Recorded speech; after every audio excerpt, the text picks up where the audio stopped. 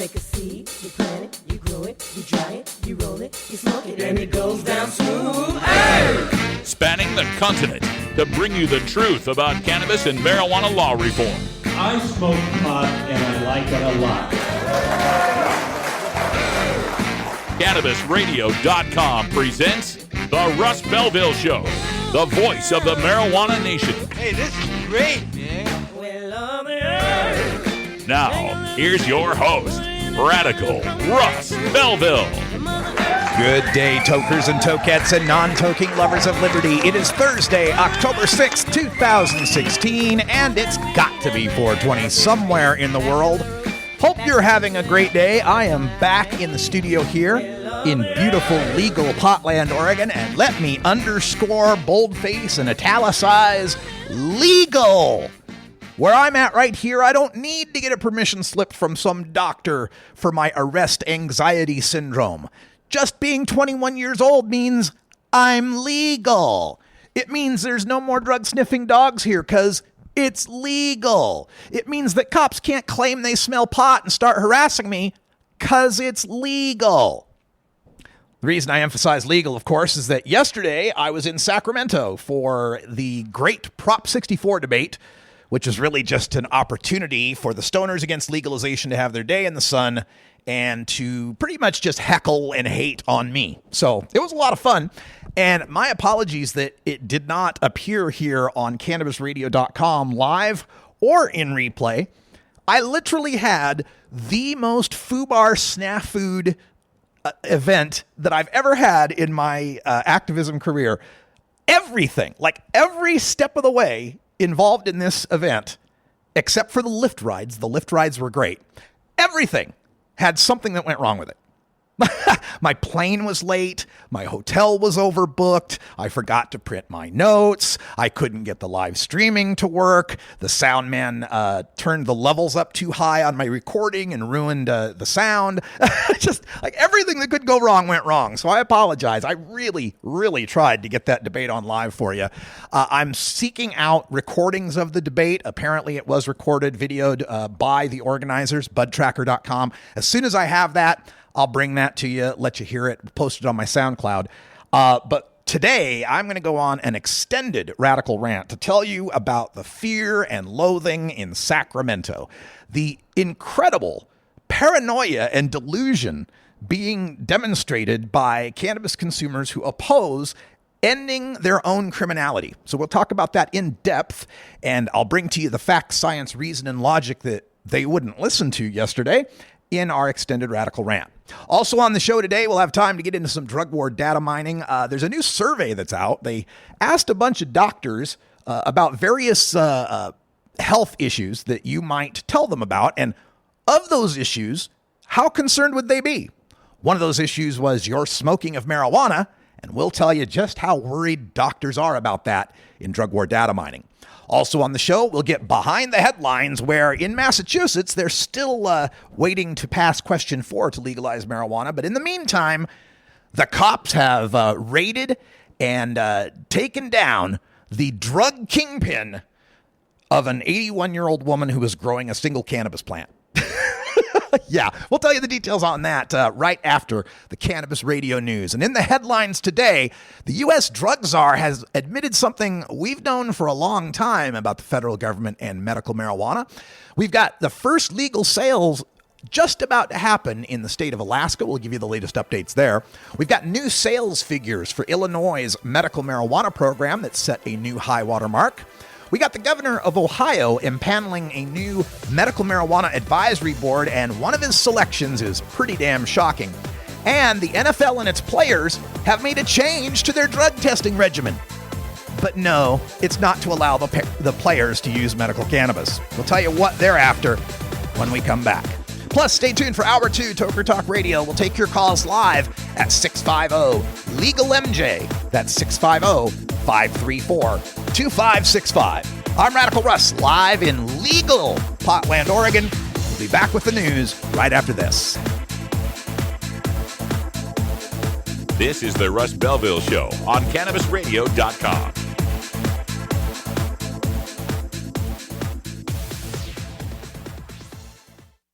Earn your PhD in THC monetization with CannabisRadio.com. Don't be late. Mindful of sustainable practices and limiting their environmental footprint, Sansal hemp is always grown outdoors, as nature intended. By starting with uniform genetic profiles, Sansal ensures the plant will maintain its optimal performance and yield consistently throughout its life cycle. It is through innovative processes that Sansal is able to achieve pure whole hemp extracts and meet industry requirements and the level of quality desired by many of their customers. Healthy plants, healthy people. SansalCBD.com. Improve your lifestyle naturally. Previously on the Stoner Jesus Show. St. Peter auditioning to be the Microsoft weed software spokesman. Hey, this is St. Peter for Microsoft. They track weed. Does that mean they're going to track the weed? Is that what this is about, Jesus? I'm not going to be tracked, Jesus. I'm not going to have my fucking weed tracked, and I'm not going to have fucking Microsoft track me back to my fucking house through my weed to where they fucking spied on people with that goddamn Xbox camera. Fuck this. Fuck Microsoft. Fuck this bullshit. The Stoner Jesus Show. Live Mondays, Wednesdays, and Fridays at 8 p.m. Eastern, 5 p.m. Pacific. Or find the Stoner Jesus Show podcast on demand at CannabisRadio.com and StonerJesus.net. Peace, bitches. You're not high. You're listening to the Russ Belville Show on CannabisRadio.com. Each year on my birthday, every American gets a cupcake. Okay. Maybe you're high, too. When you are starting up a medical cannabis business, you want a fired-up lawyer who understands the needs of cannabis consumers. The law office of Lauren Vasquez is your fired-up lawyer for the cannabis industry. Visit her website, fireduplawyer.com, or call 1-855-MMJ-LAWS for more information. That's 855-665-5297 for Lauren Vasquez, your fired-up lawyer, or email fireduplawyer@gmail.com.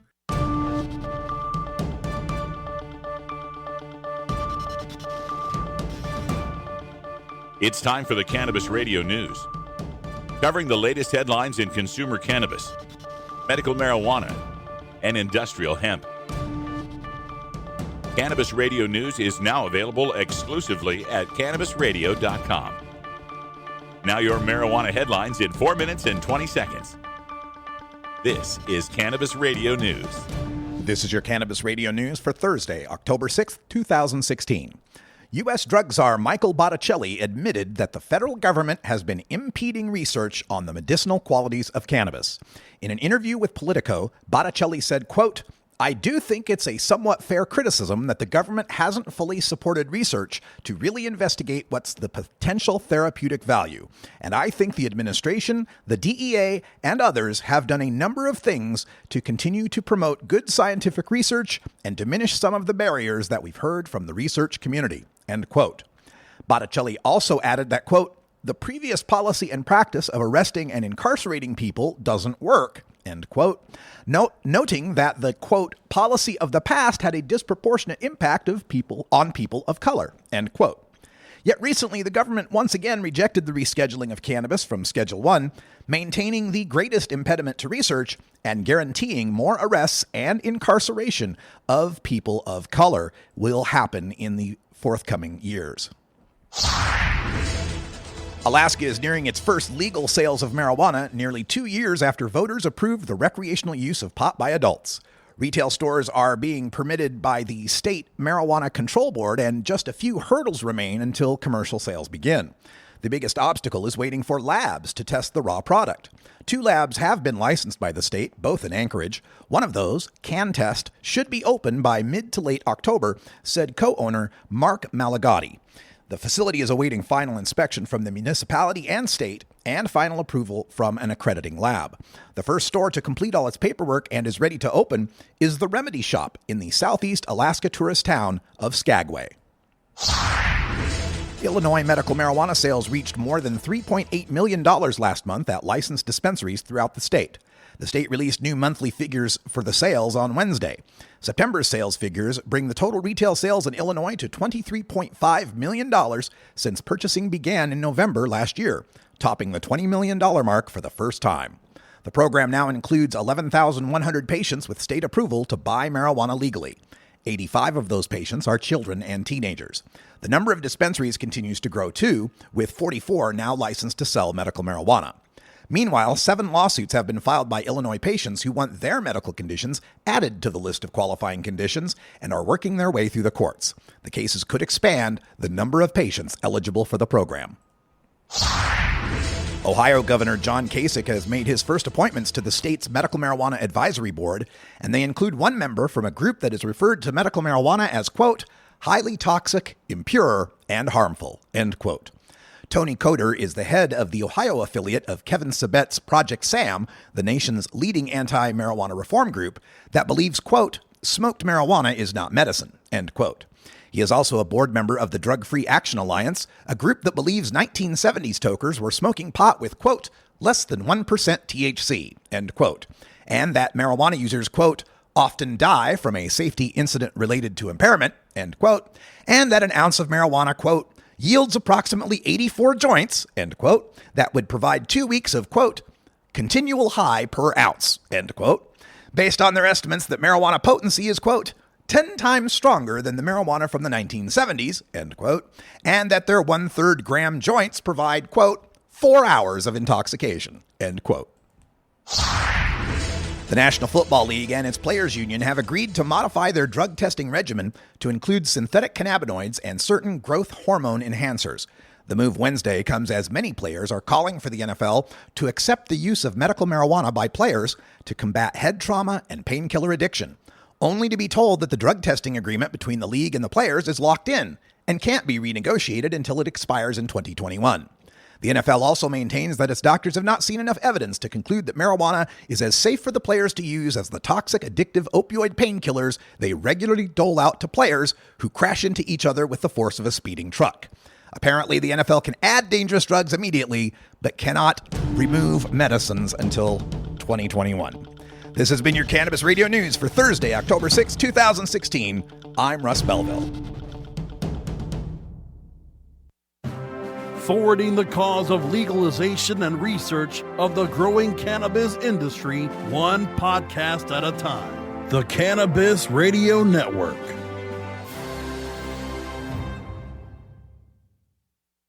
Great websites today need expert web design and development and need to be e-commerce ready and mobile friendly. But building a marketable and profitable website can be an uphill climb. Ready to make your new website or replace your existing website? Think Orange as the new way to get in the black. Orange Hill Development works with Fortune 500 companies and offer the same top quality development service at a fraction of what other providers charge. Brands like Absolute, Carlsberg, and Nestea trust Orange Hill Development. Find out why you should trust your website with Orange Hill. Contact Orange Hill for a consultation today at orangehilldevelopment.com. What can Arizona learn from Colorado? We can tightly regulate and tax the sale of marijuana. According to the Colorado state government, marijuana use among high school students has not increased since legalization. At the same time, Colorado is generating millions in new tax dollars for public schools. Here in Arizona, we finally have a choice. We can vote yes on Prop 205 and provide $55 million to our public schools every year. Let's vote yes on Prop 205. The Russ Belville Show, where the truth about marijuana gets more than a minute to speak. Coming soon to a city near you, Cannabis Finance Boot Camp. Get all your cannabis accounting, legal, and compliance questions answered by their knowledgeable panel of industry experts who want to help your cannabis boom. Whether you're a grower, dispensary operator, or a newcomer to the field, your cannabis needs Cannabis Finance Boot Camp. For information on upcoming events, visit CannabisFinanceBootCamp.com. The world of cannabis is evolving at a frenetic pace. The Russ Belville Show gets behind the headlines to take a deeper look at breaking news in our Cannabis Focus. Today we take a look at a story that appeared in the New Hampshire Daily Gazette, and it concerns a story out of Massachusetts that involves an 81-year-old grandma living in South Amherst and her single solitary cannabis plant. The woman's name is Margaret Holcomb, and she says she's got arthritis, glaucoma, and insomnia, and she was growing her single solitary cannabis plant to give her some medicine. It was in a raspberry patch. It was separated by a fence from neighbors. It was just about ready to harvest when on September 21st, a military helicopter descended upon her property. This was a joint raid, pardon the pun, by the Massachusetts National Guard and the state police to cut down one cannabis plant. Her son, Tim Holcomb, said it was scary as hell. He was at his mom's house eating lunch with his sister when they saw the military helicopter circling their property and two men crouching and holding up a thermal imager to detect marijuana plants. Now, the grandma wasn't home at the time. Within 10 minutes of the helicopter showing up, a bunch of cop vehicles show up at the house, including a pickup truck filled with other marijuana plants that had been seized in other locations, plus several state troopers. According to Holcomb, the trooper asked him if he knew there was a marijuana plant growing on the property, and Holcomb answered, "What are you doing here?" Good answer. And then Holcomb says that the state cops told him that if he didn't demand to see a warrant, if he would just let the cops onto the property to take the plant away, then there'd be no charges filed. Basically an ultimatum that if you assert your Fourth Amendment rights, that we will retaliate by throwing your 81-year-old grandmother in prison for the felony of cultivating a cannabis plant for medicinal purposes in a state that has decriminalized the possession of an ounce, and a state that has a medical marijuana program, and a state that is likely to vote on legalization in November. Let us in, or we press charges. Holcomb says the officer said, quote, "We just want the illegal contraband," end quote. 81-year-old grandma, glaucoma, arthritis, insomnia, and they've got to get that contraband. It's obviously a huge drug kingpin at work there, ready to poison the children of Massachusetts with her illicit devil's lettuce, right? This is just another example of these drug war cops that recognize the handwriting on the wall, that understand there is an end coming to their easy overtime, to their taxpayer-funded, to their federal grant-funded harvesting of cannabis plants for profit. That's what it's really about. These cops get overtime when they go out there. They get all sorts of benefits going out there. They get all sorts of grants for seizing cannabis plants. This is just a year after one of the medical marijuana proponents was prosecuted by a National Guard helicopter that observed plants in the backyard. And this is happening all around the state. What's going on here is that these authorities have budgets, and the budgets are specifically earmarked for eradication programs. And it's one of those situations that happens in state government where if you don't spend all your money, you don't get to have that money. So they just want to spend the money and get as much of the overtime as they can for as long as they can still do it. As long as they can still take advantage of prohibition for a profit, they're going to do it. Now, the lawyer representing the grandma says, quote, "Is this the way we want our taxpayer money spent, to hassle an 81-year-old and law-abiding patients?" And the police chief says, the police chief in the city says he's unaware that the state cops and the National Guard were going after this grandma, and then not pressing any charges. If the state has a problem with the cannabis plant, if it's so terrible that we need to spend taxpayer money to fund the gas that propels a helicopter, which, by the way, a helicopter is the most inefficient form of transportation mankind has ever devised, energy-wise, right, consumption-wise. If we can afford that, if we're going to put all those resources, if it's so much of a crime that we got to threaten these people, then why are no charges being pressed if it's so threatening? Not that I'm asking for them to press charges here, but it's just obvious to me that they're doing this for their own personal profit and without regard to the feelings of the people of Massachusetts, who clearly would not want this 81-year-old grandmother to be locked up for the rest of her natural life as some sort of drug felon when she clearly was trying to use this for medical purposes.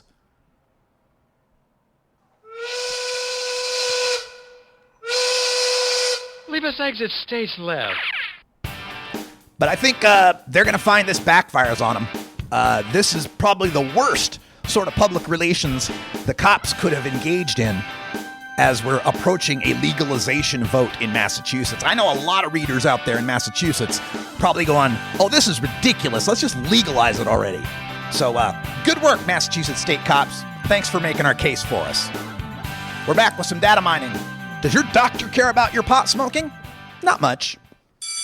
Next to THC and CBD, you can now add CBR to your cannabis vernacular. CBR as in CannabisRadio.com. Play as Ted Growing, expelled botany sophomore and the biggest grower in town, only on Weed Firm Replanted. Available on the App Store and Google Play. It's a lot of work being the biggest grower in town. Maintaining a room full of plants while dealing with a slew of eccentric customers?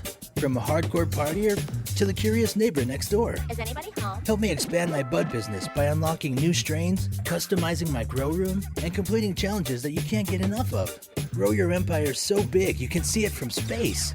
Low on funds? Don't worry. Weed Firm Replanted is free to download. Download Weed Firm Replanted for free on the App Store and Google Play today. Get growing, Mr. Growing. Mentions the Stoner Jesus Show podcast on CannabisRadio.com. And don't try to debate me on something. Motherfucker, I can't do many things well, but words are my shit. The Stoner Jesus Show, live Mondays, Wednesdays, and Fridays at 8 p.m. Eastern, 5 p.m. Pacific. Or find the Stoner Jesus Show podcast on demand at CannabisRadio.com and StonerJesus.net. Peace, bitches. This is Dan Michaels from DanMichaelsAudio.com, and you're listening to Radical Russ on CannabisRadio.com. Marijuana legalization is a worldwide phenomenon. Get yourself positioned for the global cannabis marketplace by attending the International Cannabis Business Conference in Vancouver, British Columbia, Canada.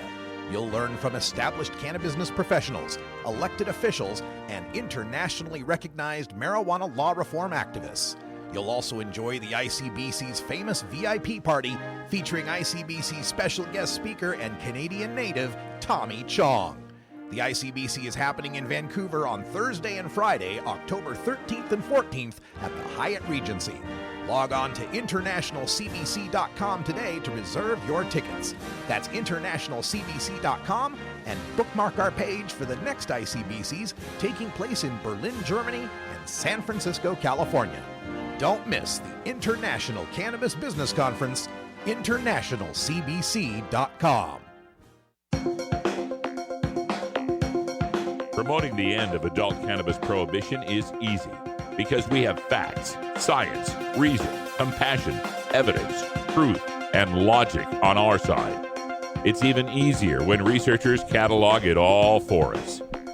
Learn how to gather the facts on marijuana use, arrests, seizures, rehabs, drug tests, and more on this edition of Drug War Data Mining. Today in the Data Mines, we pull up a study that was published recently in the Proceedings of the National Academy of Sciences.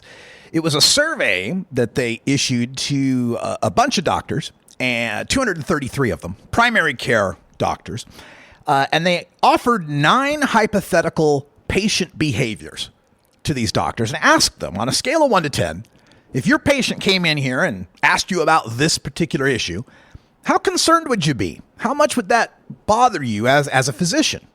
Now, they asked him about things like obesity, whether you have firearms in the house, your alcohol use, not wearing a helmet on a motorcycle or a bike, having sex with hookers, smoking, depression, abortions, and marijuana use. Asked him about those 9 different things and wanted to find out how bad of a problem, how serious of a problem do doctors think this is.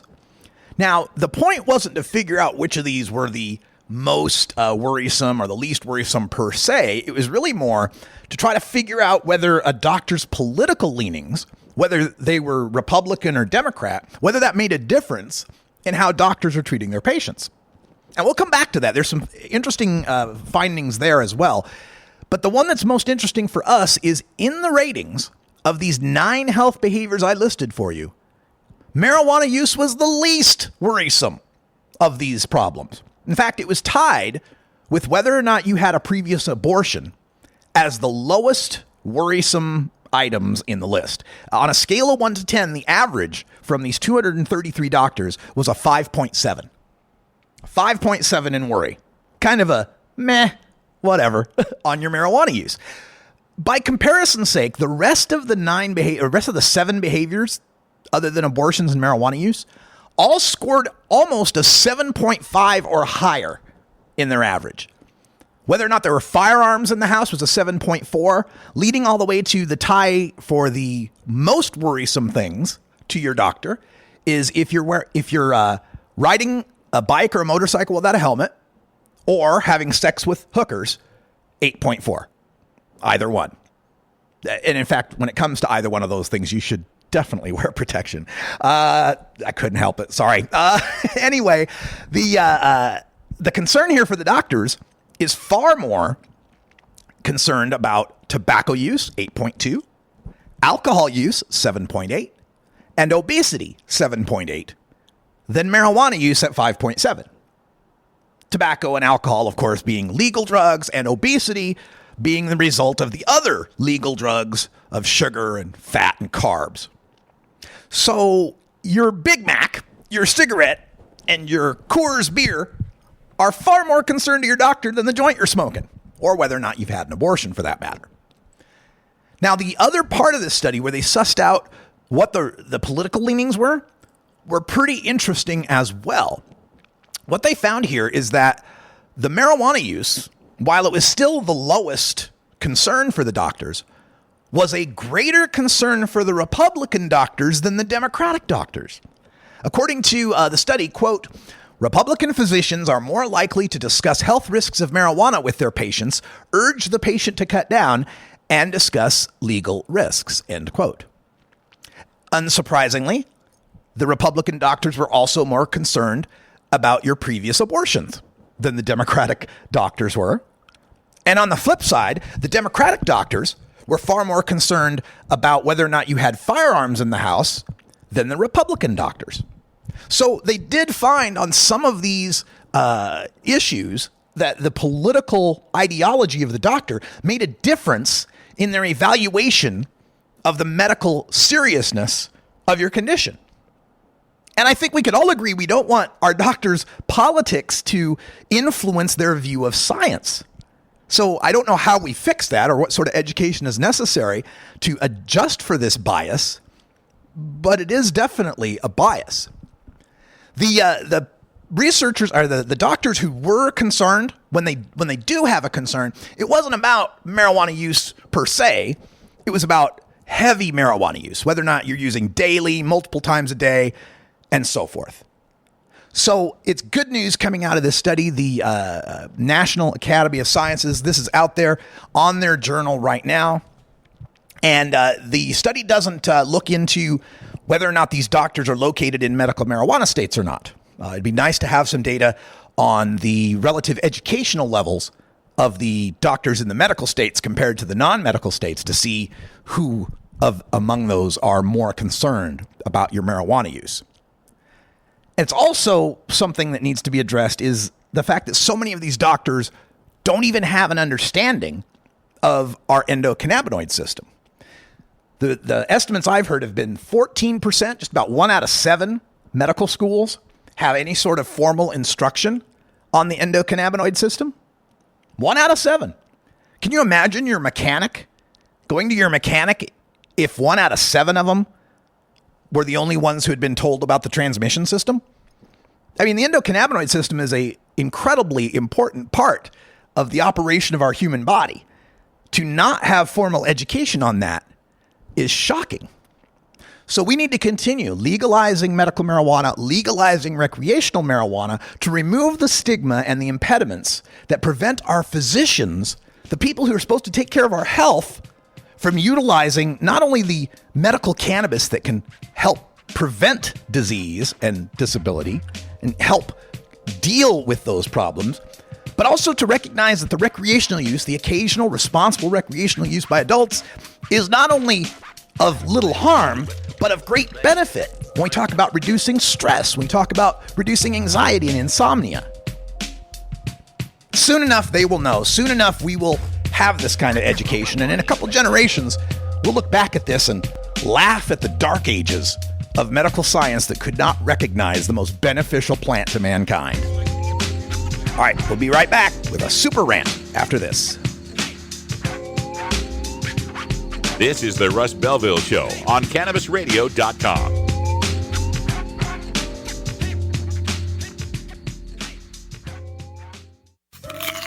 Keep your cannabis cravings under control.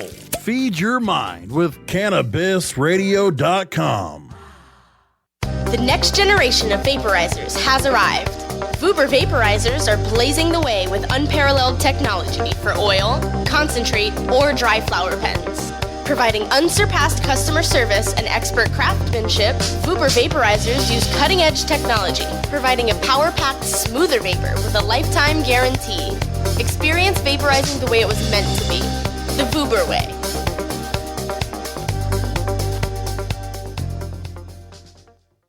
Our daughter Rebecca could have a seizure at any given time that could take her life. When you have 200 seizures a day, she gets so scared. I've learned a lot about the benefits of medical marijuana in the treatment of intractable epilepsy in children. We feel her saying to us, Mom, Dad, help me. When is this going to stop? Why don't you, my parents who love me, do something? And we can't. Please help us help our daughter. Our daughter Rebecca needs all options for medical marijuana, so please vote yes on Amendment 2. You're not high. You're listening to the Russ Belville Show on CannabisRadio.com. They're bringing drugs. They're bringing crime. They're rapists. And some, I assume, are good people. Okay. Maybe you're high, too. Hey everybody, it's Radical Russ here from 420 Radio, inviting you to be like me and get your ink done at Lucky Horseshoe Tattoo, Fort Worth's most female-friendly, clean, sterile, awesome tattoo shop. Thomas and his crew are true artists who can design you a custom piece or use a design you bring in. Lucky Horseshoe Tattoo also offers all styles of tattooing as well as piercings and all-around fun. In the DFW area, stop by Lucky Horseshoe Tattoo and tell them Radical Russ sent you. Trust me, it'll feel awesome.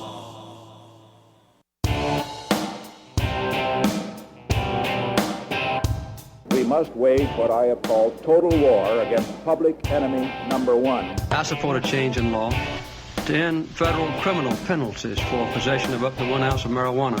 That marijuana, pot, grass, whatever you want to call it, is probably the most dangerous drug. Some think there won't be room for them in jail. We'll make room. I experimented with marijuana a time or two, and I didn't like it and didn't inhale.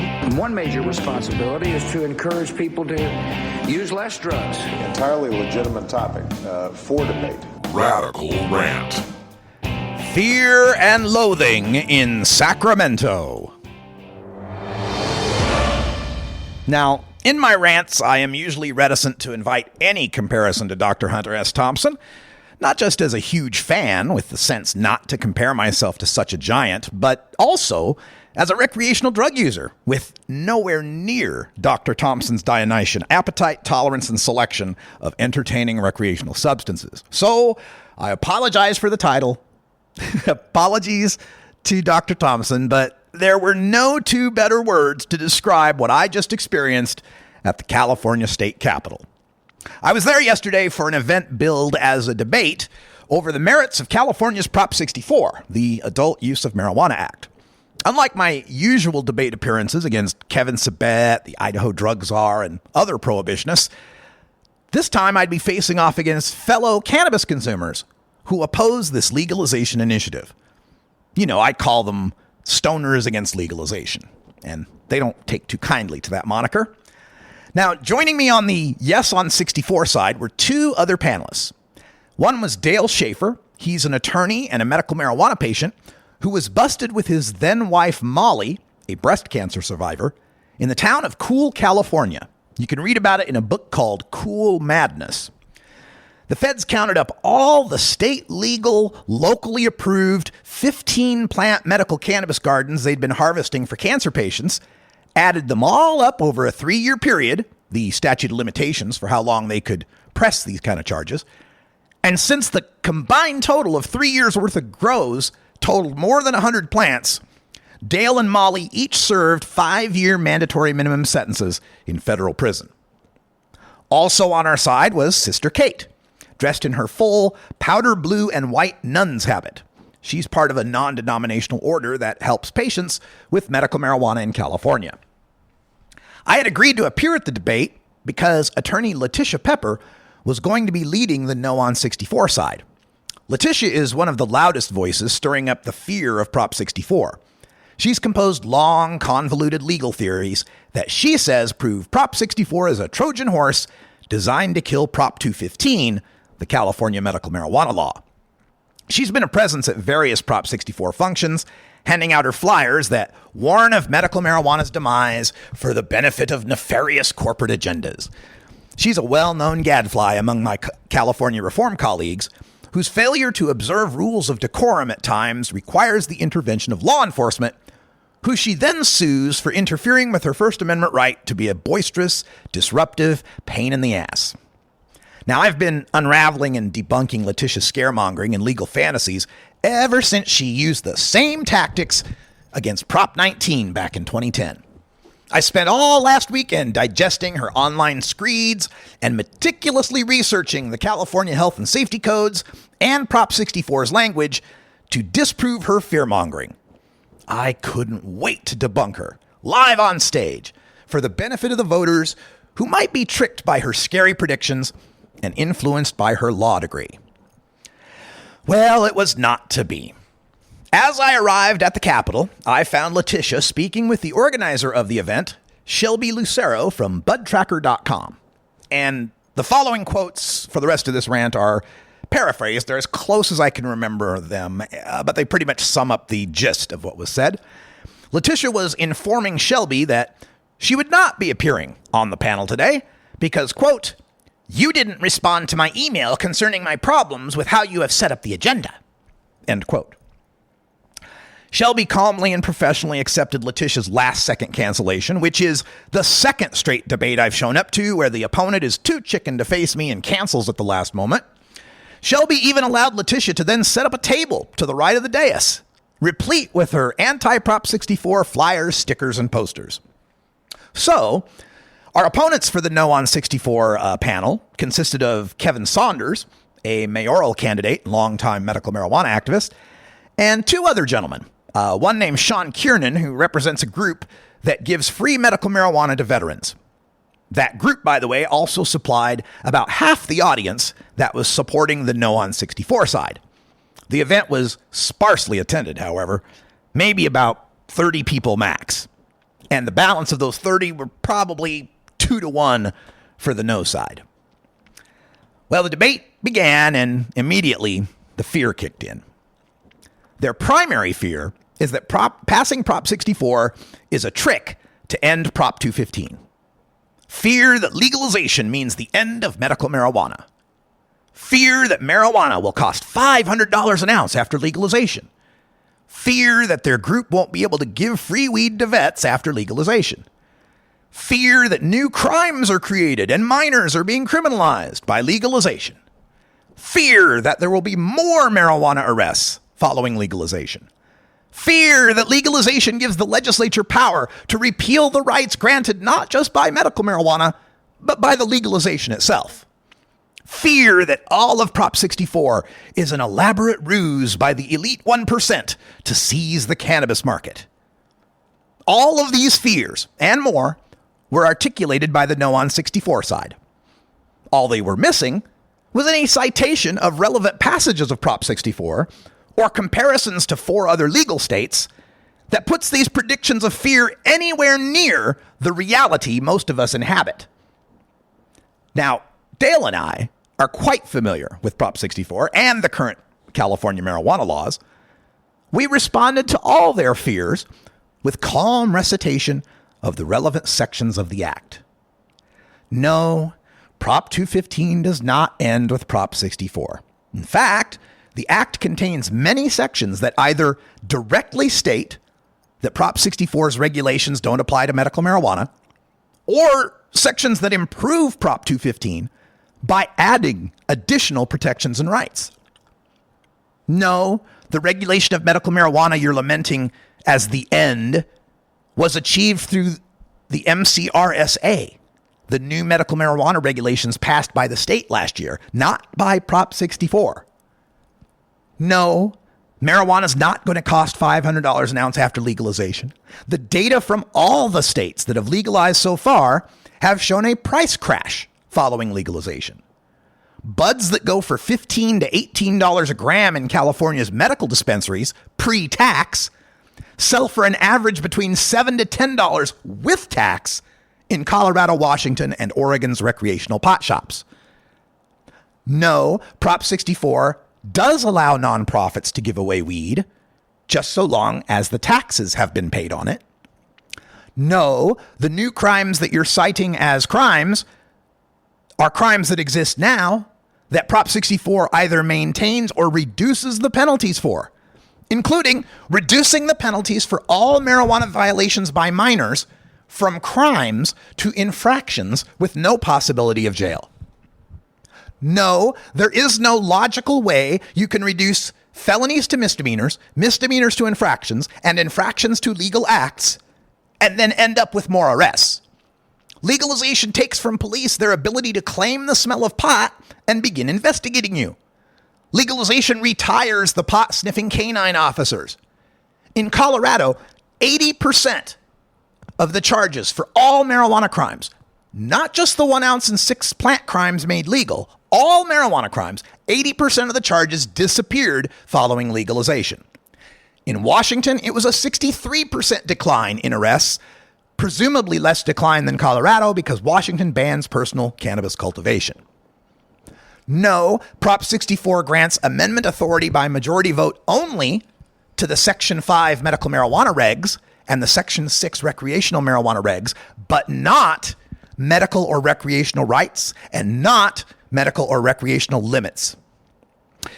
And they may amend the Prop 64 to reduce but not increase penalties, or to increase possession and cultivation limits, because that's essentially reducing a penalty on a greater amount. Those are the only things the legislature can change with a 50% majority. A 2/3 majority is required for any other amendment to Prop 64, and whatever they amend has to comport with the Section 3 purpose and intent.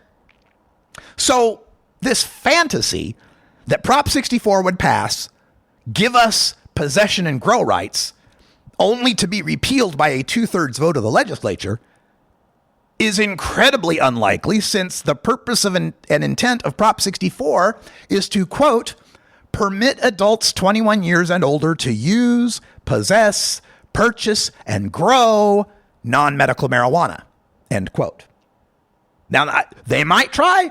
I suppose it's possible the legislature might try to repeal the grow rights and the possession rights that were just passed in an initiative by a majority of the people, but they'd be subject to an immediate lawsuit for violating the purpose and intents, and we would likely win that lawsuit. And no, the elite 1% can't even get into the California market with their mega grows until 2021. The priority in licensing in Prop 64 goes to the existing medical marijuana operators, giving them 5 whole years to establish their dominance in the marketplace. Well, all this research and recitation by Dale and I about the statistics from the legal states and the text of Prop 64, we might as well have been Charlie Brown's teacher. Wah, wah, wah, wah, wah, wah, wah, wah, to the no on 64 side. God, I know how Hillary Clinton feels now, because it was like debating Donald Trump. We could bring all the facts, science, reason, and logic we wanted. All they would do is just insult, deny, deflect, and fearmonger. The loathing part kicked in almost every time I would respond to one of their fears with reason backed by evidence.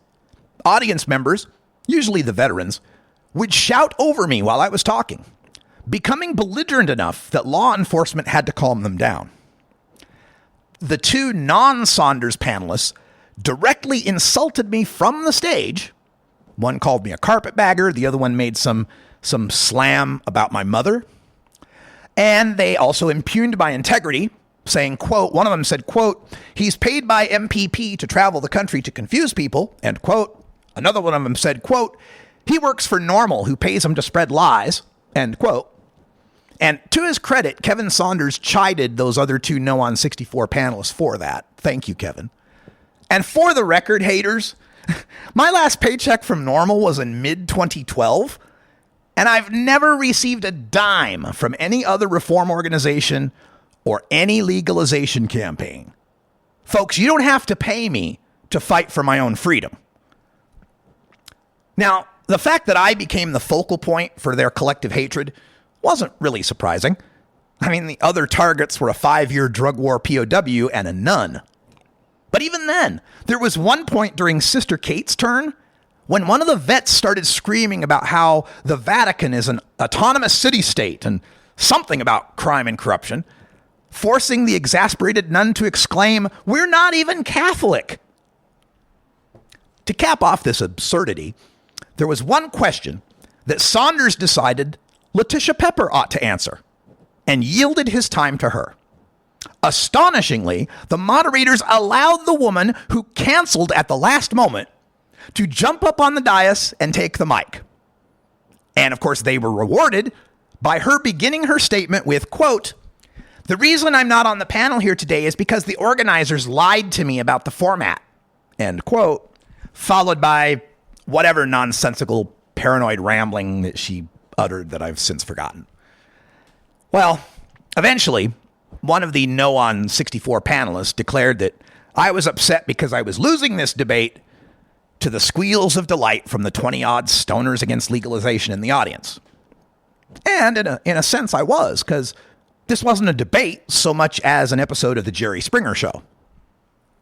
But for any on-the-fence voter with a modicum of sense, the incoherent rage and paranoid fear displayed by the No on 64 side will probably move more votes into the yes column.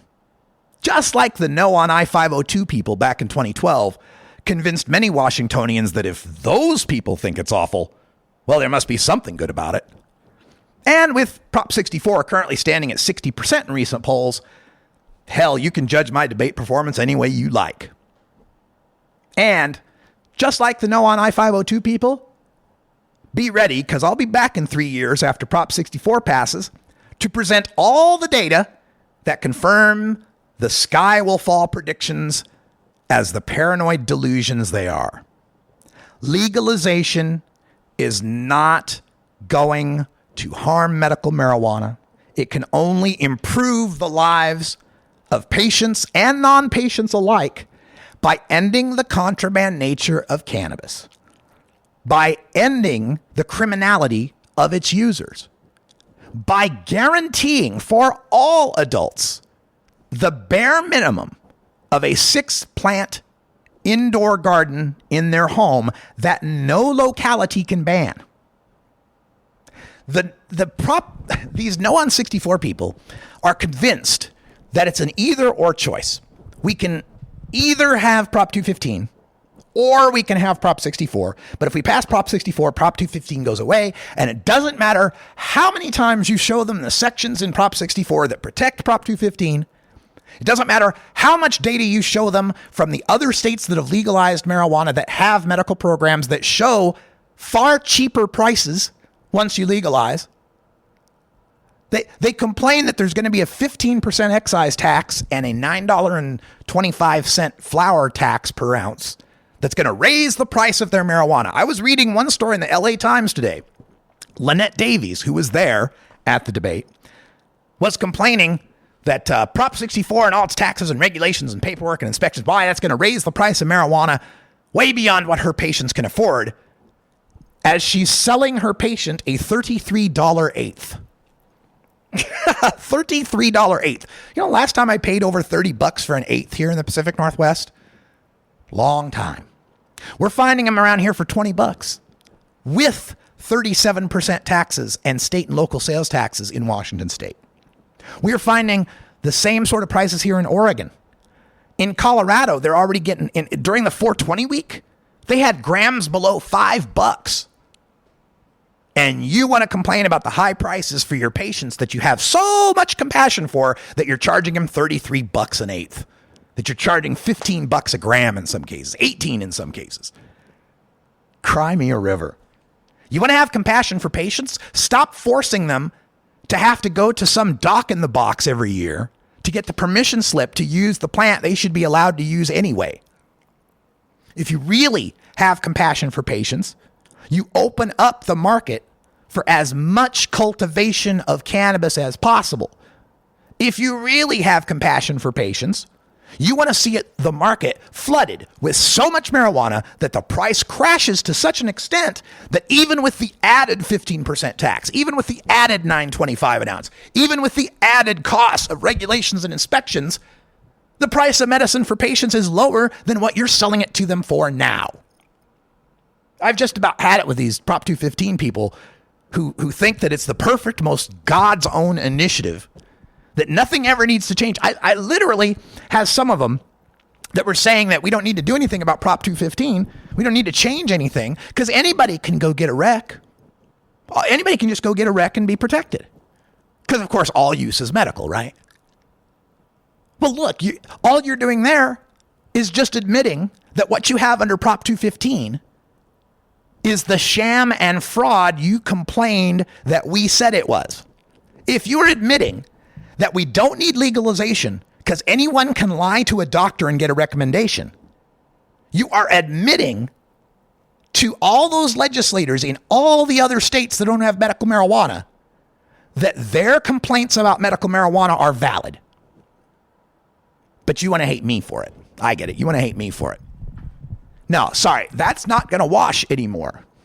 Now that legalization has taken root in this country and the support for it only begins to increase, or is only continuing to increase in this country, the time for medical marijuana on the stage of reform is over, or beginning to conclude, let's say, because there's still a few states that could use it. But when we're talking California, West Coast, we're talking about places that have had medical marijuana for over a decade or longer.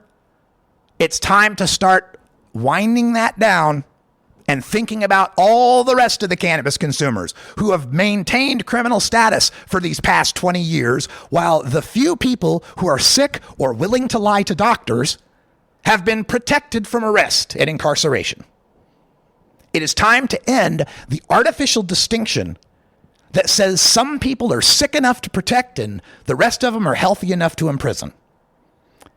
The whole point of medical marijuana in the first place was in opposition to marijuana prohibition. The whole point of medical marijuana was that all cannabis consumers were criminals, all cannabis consumers were subject to arrest, all cannabis consumers were subject to imprisonment. So let's take a politically expedient route to protect a few of them, the ones that are the sickest, the ones for whom we can pull the heartstrings of the voters and force them into that emotional dissonance of, well, what do we hate worse, potheads or cancer patients suffering? That is coming to an end, because if we're not arresting and incarcerating anyone anymore, why do we need an exception for the people who are sick? Now, it's going to take a while to get to that point where it's perfect. Absolutely. And so long as we're still taking these baby steps of 1 ounce and 6 plants and all sorts of limitations, then yes, we need to have a medical designation so those people can possess more.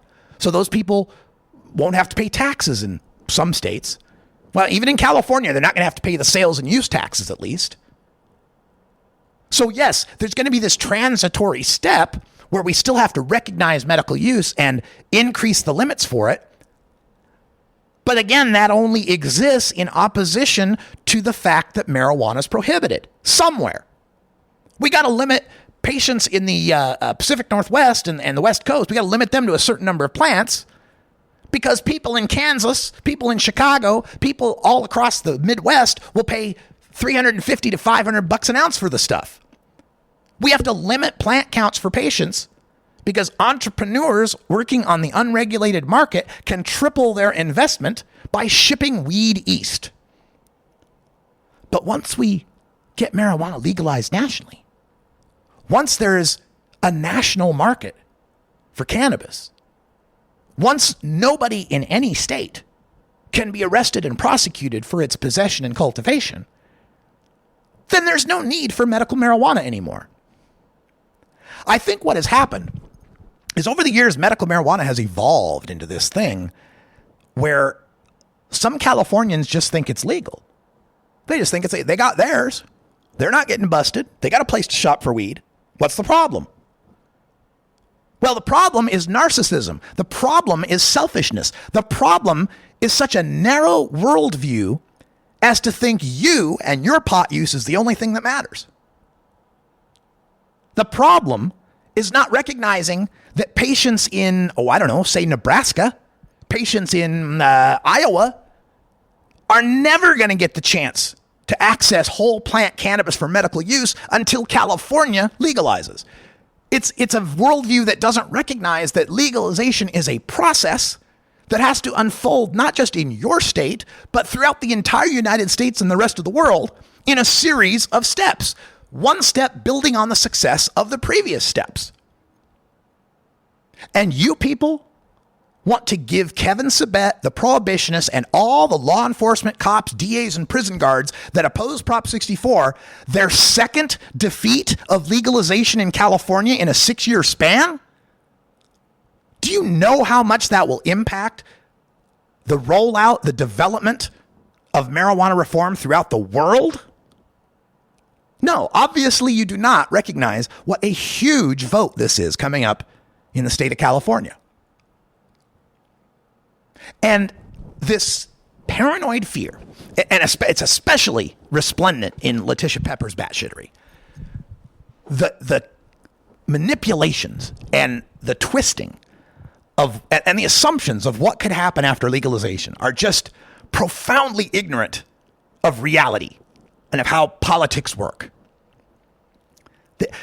Everything you read in Letitia's stuff is, well, if they do this, then they're going to do this. And if they do that, then they're going to do that, with no supporting evidence to show why they would do that, why they would contradict the will of the voters who just by a majority legalize marijuana, why they would want to destroy medical marijuana that's supported by more than 80% of the voters in California, why they would want to commit electoral suicide by attacking highly popular measures is insane. I mean, it's pretty sad when the talking points that you're getting from the stoners against legalization are copied and pasted from Kevin Sabet's own propaganda. Dragonfly de Luz on one of her blogs actually has copied and pasted one of the Project Sam lines about, only 0.1% of state inmates are actually in jail for possession of marijuana. Most people don't really go to jail for marijuana. The same damn talking point. Kevin Saunders tried to address this, the whole stoners against legalization thing, trying to set himself apart by saying, my name is Kevin Saunders, not Kevin Sabet. Well, Mr. Saunders, I agree with you. You are Kevin Saunders. You are not Kevin Sabet. It just so happens both of you are voting against legalization this year. It just so happens both of you are supporting an agenda this year that guarantees more Californians next year will get tickets, arrested, and imprisoned over their use or cultivation of cannabis. Sorry if I offend you. Sorry if you don't like me. Sorry if you want to heckle me. But I'm going to give you as much respect and admiration as I give Sabet, as I give the cops, as I give the drug czar when they tell me I'm a criminal for using cannabis and must remain one for at least 2 more years. All right, that's all the time we got for Hour 1, but stay tuned for Hour 2. We'll take your calls at 650-LEGAL-MJ. Also, I will give you my detailed rebuttals to Letitia Pepper's batshittery that, of course, nobody would listen to at the debate. For everyone here at CannabisRadio.com, I'm Radical Russ. Thanks for joining us, and until next time, take care of each other, tokers.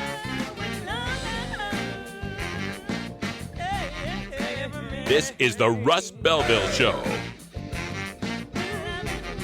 The Russ Belville Show is blogging and podcasting daily at RadicalRuss.com. You take a seed, you plant it, you grow it, you dry it, you roll it, you smoke it. You take a seed, you plant it, you grow it, you dry it, you roll it, you smoke it. You take a seed, you plant it, you grow it, you dry it, you roll it, you smoke it, and it goes down smooth.